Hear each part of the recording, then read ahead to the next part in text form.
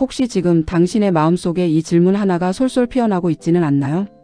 나는 정말 괜찮은 걸까?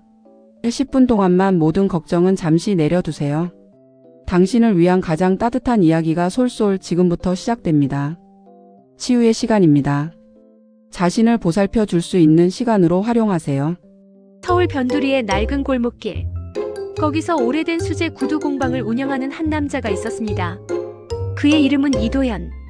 도현은 한때 잘나가는 디자이너였지만 10년 전 음주운전 교통사고로 아내와 어린 딸을 잃었습니다. 그 후로 그는 마음의 문을 닫았습니다. 사는 게 뭐냐, 차라리 나도 끝내버렸으면. 술의 의지에 겨우 버티는 삶이 이어졌습니다. 그러다 어느 날 우연히 손님이 두고 간 작은 성경책을 읽게 되었습니다. 지극히 작은 자 하나에게 한 것이 곧 내게 한 것이니라. 그 문장을 본 순간 도현은 오래 잊고 있던 질문을 떠올렸습니다. 혹시 나도 다시 살아갈 이유가 있을까? 이 낮은 목소리. 어느 겨울밤 그는 성경책을 옆에 두고 꾸벅꾸벅 졸았습니다. 꿈결에 분명한 목소리가 들려왔습니다. 도현아, 내가 내일 너를 찾아가겠다. 창밖을 보아라. 깜짝 놀라 눈을 떴지만 방 안은 조용했습니다. 그날 이후 도현은 하루 종일 창밖을 내다보며 속삭였습니다. 정말 오실까?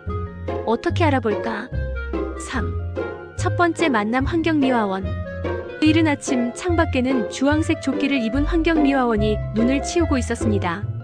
영하의 추위 속에 손끝은 곱아 있었고 바람에 얼굴은 벌겋게 달아올라 있었습니다. 도현은 순간 망설였습니다. 저분을 불러야 하나? 아니, 난 그냥 하나님을 기다려야지. 그러나 곧 마음속에서 또렷한 울림이 들렸습니다.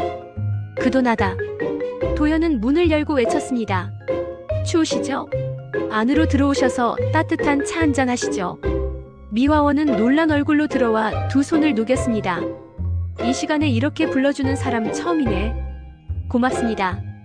짧은 시간이었지만 도현은 그 따뜻한 미소에서 오래 잊었던 위안을 느꼈습니다. 4.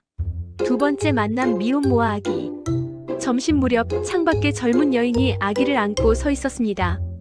헌 옷차림에 아기는 배가 고픈지 울음을 그치지 않았습니다. 마치 어디 갈 곳도 의지할 곳도 없어 보였습니다. 도현은 깊은 한숨을 내쉬었습니다. 이건 내 일이 아니야. 그러나 다시 마음속 울림이 들려왔습니다. 그도나다. 그는 급히 라면을 끓여내고 아기에게는 따뜻한 분유를 사다 주었습니다. 여인은 연신 고개를 숙이며 울먹였습니다. 아저씨, 세상에 아직 이렇게 따뜻한 분이 있군요. 그날 도현은 오랜만에 누군가를 위해 밥을 차리며 잊었던 아버지의 마음을 떠올렸습니다. 5. 세 번째 만남 소년과 편의점 주인. 저녁 무렵 맞은편 편의점에서 소란이 일어났습니다. 초라한 옷차림의 소년이 빵 하나를 훔치다 주인에게 붙잡힌 것이었습니다. 이 도둑놈, 경찰에 신고해야겠다. 소년은 울먹이며 버둥거렸습니다. 도현은 본능적으로 달려나갔습니다. 잠깐만요. 이 아이가 배고파서 그랬을 겁니다. 제가 계산하겠습니다. 그리고 빵과 우유 값을 내고 소년을 데리고 나왔습니다. 얘야, 훔치지 말아라.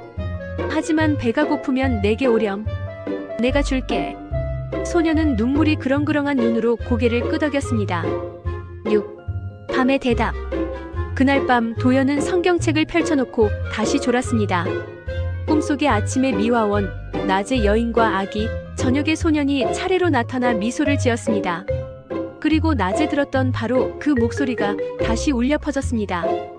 도현아, 오늘 내가 만난 이들이 바로 나다. 너는 나를 맞이했고 나를 대접한 것이다.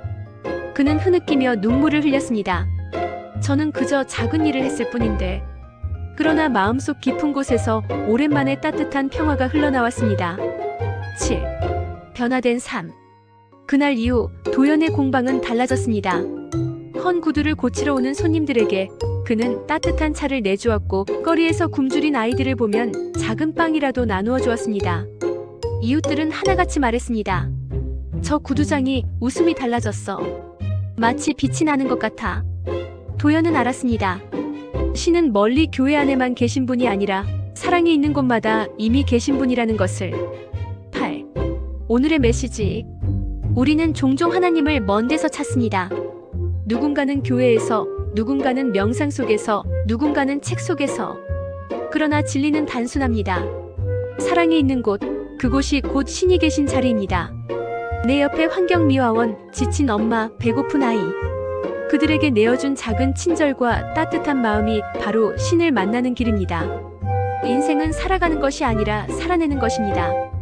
고난을 겪은 사람만이 타인의 눈물을 닦을 수 있습니다. 그리고 사랑할 때 우리는 신을 가장 가까이 만납니다. 치유 전문가 멘트 한마디. 네, 오늘 나눈 통찰처럼 작은 친절과 사랑이야말로 우리 삶에서 가장 강력한 치유의 힘을 발휘하며 우리가 신을 만나는 가장 구체적인 방법임에 틀림없습니다. 이것은 단순한 믿음이 아닙니다. 행복 연구의 대가들은 베풀매 행동을 할 때 우리 뇌에서 엔도르핀과 옥시토신이 분비되어 실제로 스트레스가 감소하고 행복감이 증가한다는 사실을 과학적으로 입증했습니다. 결국 가장 치유된 사람은 가장 많이 베푸는 사람인 것입니다. 다음 시간에는 이 과학적인 치유 행동, 즉 오늘 당장 실천할 수 있는 것들로 솔솔 이야기 교실에서 함께 채워보겠습니다. 그때까지 당신의 작은 행동이 일으킬 기적을 기대하세요. 2부에서는 마음이 즐겁지 않아도 병들지 않을 수 있는 방법에 대해 이야기하겠습니다. 구독 눌러주시면 감사해요.